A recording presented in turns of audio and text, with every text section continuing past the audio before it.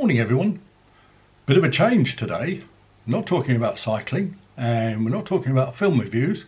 Today it's book review time and How to Be Right in a World Gone Wrong by James O'Brien. Is it any good?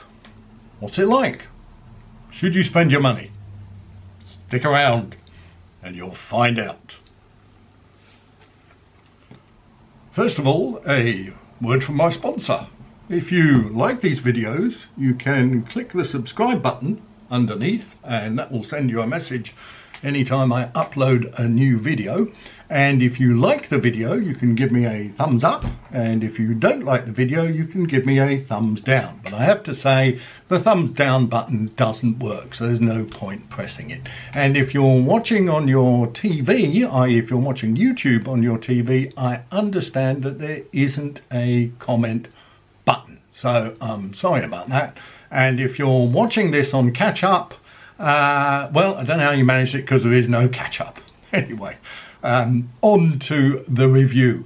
Now, first of all, for my many international viewers, you might say, well, who the fuck is James O'Brien? And good question. James O'Brien is a talk show radio host on a radio station in Britain which is called LBC. And he is remarkably popular. Rather polarizes opinions. Some people think he's what's the word? Snowflake, I think is the word. And some people think he is the best thing since sliced bread. He presents his show between 10 and 1 on a weekday morning, so if you're retired like me and you've got nothing better to do than do your chores in the kitchen, you can have the radio on, you can listen to James O'Brien in the background. Now, he has written a book, and the book is How to Be Right in a World Gone Wrong. This, incidentally, and if you can't guess, is a Kindle. It is available on the Kindle. It's also available as a hardback. I think it's going to be available as a paperback next year. So, what's it about? Well, James O'Brien on his radio show discusses various topics, and some of his main pet topics: Brexit, Trump, LGBT issues, feminism, political correctness gone mad, Islam or Islamism, and what he gets is what can loosely be described as nutters. Other people might describe them as the backbone of England. Other people might describe them as left-wing agitators. Anyway, he gets the general population who phone in and they argue with him. And James O'Brien thinks he is right, and on a lot of things, let me say this first of all, he is right. And so he gets into arguments which he invariably wins because he's a clever chap, he's a good debater, and he's got a lot of experience on the radio. And most of the people who phone in haven't. They might be bright, although often they're not very bright. They don't have a lot of experience of debating on the radio. And he has the fader buttons, which means he can fade them out or he can fade them down. And he has people who man the phones or woman the phones and make sure only certain people get through. So the odds are rather stacked against the callers, a bit like fixed odds betting terminals, which is another one of his pet subjects. So he has written this book about, if you come across, or if you are discussing in the pub or on the tube or any other place where you might have a discussion, people who espouse these mad right-wing views, how can you, as a sensible person with a reasonable grasp of the facts, counter their arguments? And he does this largely through reproducing some of the conversations that he has had with people on the radio, with people who either express particularly abhorrent or weird opinions, or whom he dismantles on the radio and attempts to show them the error of their ways. And he has written a book. So, is it any good? No, it isn't. It is poor. Why is it poor? Well, I've got a number of complaints. The first complaint I'm going to make is not necessarily James O'Brien's fault, although it is his responsibility. And this version I read on the Kindle has at least a dozen typographical errors. Now, most books you read on the Kindle have typographical errors, and having myself published 6 books on the Kindle, and yes, you can find them on Amazon if you just look up my name, Julian Hutchings. I have published 6 books on the Kindle, and yes, some of them have typographical errors, so I hold my hands up. But I'm not James O'Brien, and I self-published. I didn't have a nice fat publishing deal. One of my books is at 1,795,000th on the Amazon bestseller list, and James O'Brien was crowing a couple of days ago that he was 6th. So I think somebody who is 6th on the bestseller list really ought to ensure that the book they publish or their publisher produces something of better quality in terms of the printed or Kindle printed format. So that's my first and big complaint. You might think it's a minor point, but it's a big point to me, and it should be a big point to James O'Brien, because accuracy is something that he seems to be quite hot on. And in this one, James, sorry mate, you've fallen down. The next complaint about the book is that it's dashed off. Now, somebody came to him with an idea, and they said, look, James, you can write this book and you're going to sell a shitload of copies and you're going to make a shitload of money for us. Oh, and for you as well, by the way. We need it quickly because you're fairly hot at the moment, and we want to get it out before Brexit happens, because nobody knows diddly about what's going to happen after Brexit, which is one of James O'Brien's pet subjects. So can you write the thing pretty quickly, because we need to get it off to the publishers? And he wrote it, and he wrote it quickly, and it shows. It's dashed off, it's superficial, it lacks depth, it lacks care, and it lacks attention. It reads like what it is: James O'Brien's book to make a few bob and to let everybody see how right he is in a world gone wrong. And you see, that's where he got the title from. What else is wrong with the book? Well, my argument against James O'Brien is that he is a patronising, condescending bastard. Now, I have oftentimes been described with plenty of justification as a patronising, condescending, arrogant bastard. So I know whereof I speak. But I don't write a book where I display my patronising, condescending, bastardish views for the world to see. And his main thesis is that these nutters, and I know nutters isn't a very nice word, but he presents them as nutters, although he doesn't say they're nutters. What he says is that these people have these mad, wrong opinions because they have been fed those opinions by people like the Daily Mail, and he has a particular hatred for Paul Dacre, the former editor of the Daily Mail, and other people like Nigel Farage, and he has a particular dislike for Nigel Farage, and why would you not? He's, of course, a colleague of James O'Brien's on LBC, let's not forget this. So what he's saying is, my listeners who phone me up with these mad, ridiculous opinions, they are not their mad, ridiculous opinions. They have been fed to them by these nasty people like Paul Dacre. Now, to me, that in itself is a condescending, patronising attitude. It may well be true.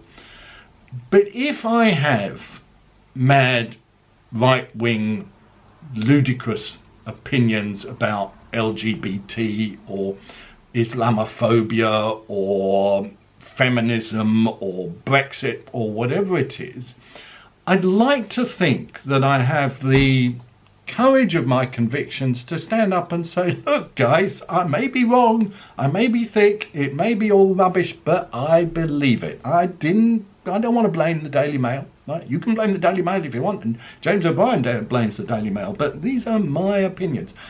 And he avoids outright criticism of these people who phone in by saying, well, it's not really them who are saying this, it's all the fault of Paul Dacre at the Daily Mail. Now, the discussion around whether papers like the Daily Mail form and lead the opinion, or whether they reflect opinion, or whether the line is rather grey and somewhere in the middle, is perhaps not the subject of this particular video, but it is something that I think is worth exploring.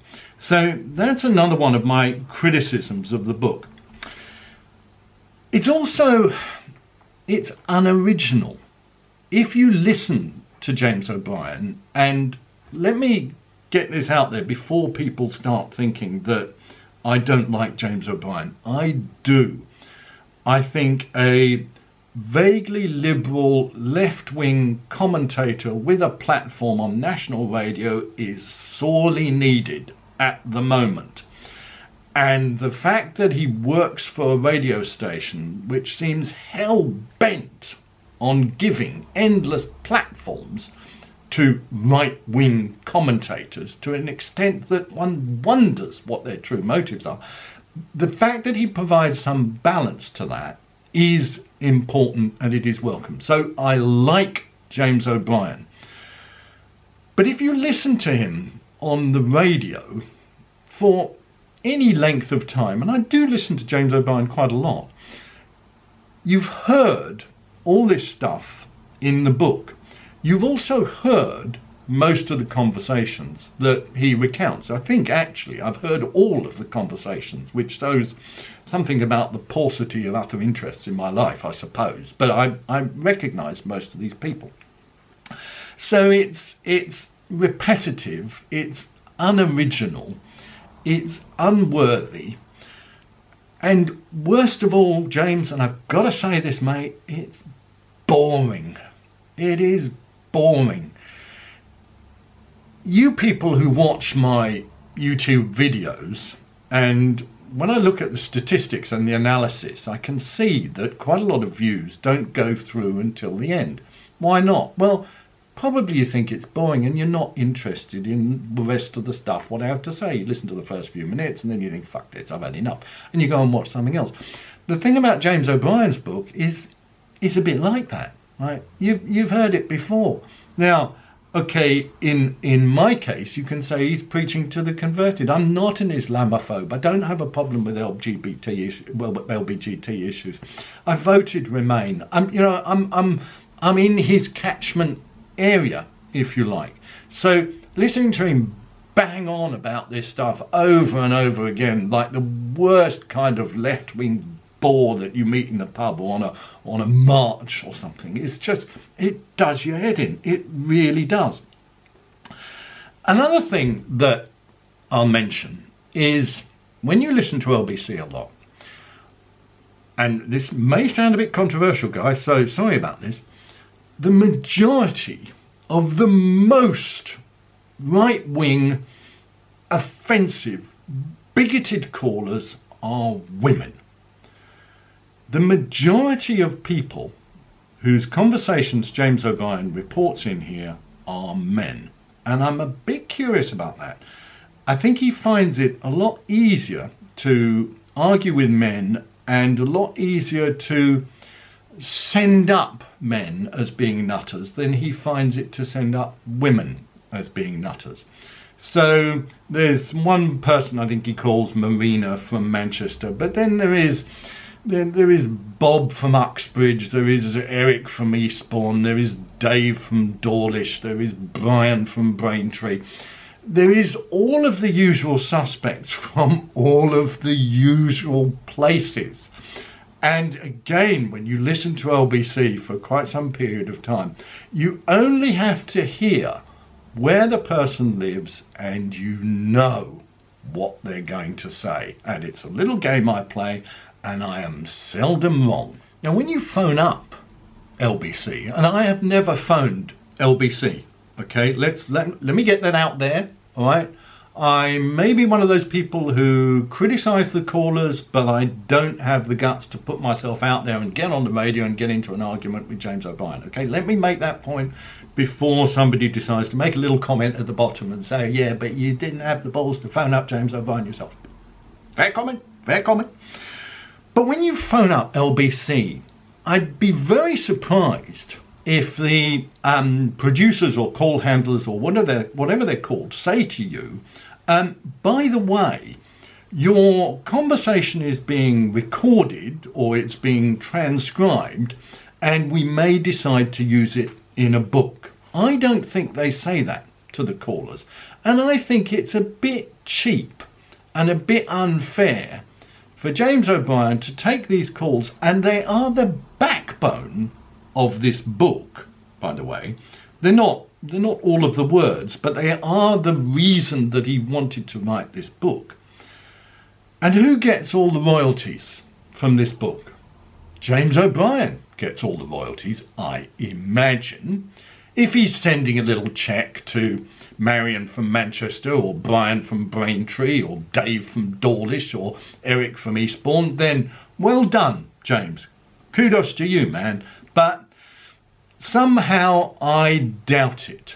And I think these callers, mad right-wing loonies they may be, have a right to a little bit of the bunts. And considering one of his topics is to have a go at Uber, who he hates, I'm not going to get into a bit about Uber. I understand his disagreements with Uber. I think he's wrong about some of them, but that's not the point.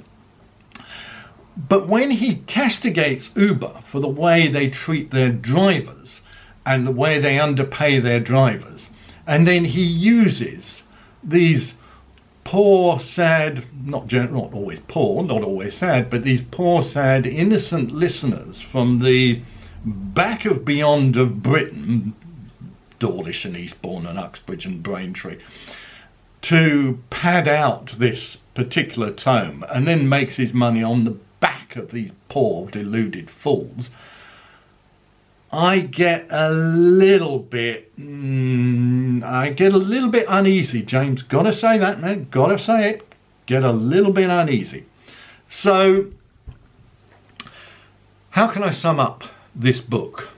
If you are one of these mad, deluded, Brexit voting nutters, I doubt whether you want to see your opinions skewered in James O'Brien's book. If you are one of the people who agree with James O'Brien and think that he is a wonderful, liberal, left-wing breath of fresh air on the radio, then you don't really need to read this book, because you know what he's going to say. Now, I said to my wife before I read it, I said, I've got to read this because, you know, I said I wouldn't, and now I guess I've got to read it. But I know what he's going to say, and having read it, I knew what you were going to say, James, and it wasn't that great. Now, the thing I want to finish with is James O'Brien thinks Brexit is a disaster for this country, and he is right. And he wants to change people's opinions on the radio, and on that he is going to fail. That is not how change happens in this country, James. If you start a political party with Alistair Campbell, because he's got a high profile and he bangs on Twitter about Brexit as you do, and Anna Soubry, Nicky Morgan, perhaps, Lord Adonis, although not sure you want to have a peer amongst the team. But anyway, if you start a political party with those serious Remainers and you present yourself as somebody who's going to put his money where his mouth is in the forum where it matters, as opposed to in a studio on Leicester Square, I will follow you, and thousands of others will follow you, and you might just effect the change that you want to see, lots of us want to see, and the country needs to see. But this book, James, does your cause and you a disservice, and that makes me sad to say it, because should you buy it? No. Is it any good? No. Is it worth reading? No. See you next time.